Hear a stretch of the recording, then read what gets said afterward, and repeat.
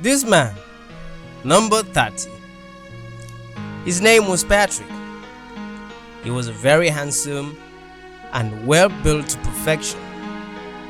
He was irresistible, and Doris decided to pay $370,000 because the company found Patrick to be intelligent and attractive.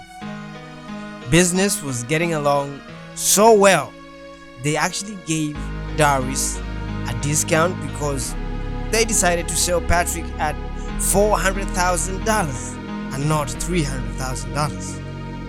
With that idea, the value of men was at high peak, making it impossible for an average woman to get a man of her own.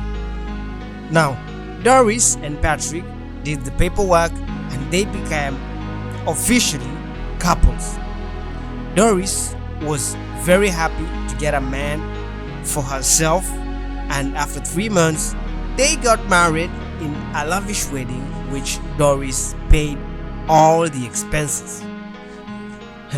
This was something that wasn't supposed to happen in the history of mankind, but here we are. Patrick was so happy to be a valuable asset, and his wife, Doris, loved him very much. Money can actually buy you love, especially when it's hard to find. One day, Doris and Patrick were taking a walk when they met Sylvia, a friend of Doris. They went to school together up to the university. Doris was so happy to introduce her husband to Sylvia, and she was astonished by how rich Doris is. The streets were filled with women. There was no single man or men gathered in public. The few men that were running businesses were all married. It was dangerous to be seen talking to a married man. A woman could easily kill another woman if anything of such happened. Married men were highly respected due to their unavailability, that some women went for cosmetic surgery to look like men so that they represent the missing man. The year is 2056. Most men have died from sicknesses, old age, or even health complications. The number of women was getting out of hand rapidly.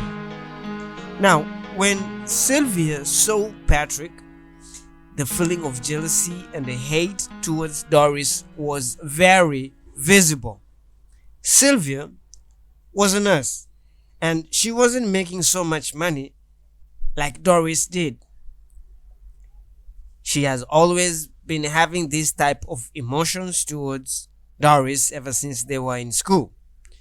Doris was a very bright student from kindergarten up to the university, and everywhere Doris went, Sylvia was there. They were the best of friends. Sylvia was 27 years, and when she is not at the hospital, she's either at her farm or her shop. She was a hard-working woman with multiple streams of income. The problem is that she wasn't able to raise that kind of money to become somebody's wife. Most average earning women couldn't understand the mystery of the mess that was before them. But with this reality in mind, even the women who used to say that they don't need a man started doubting their own words. Women could age up to 50 years without having a man and even children. Doris was a very focused lady. As a young girl, she never really concentrated on boys, parties, or drugs. All she knew was books and becoming a successful woman in her goals and career. She was strictly business-minded, nothing more or less.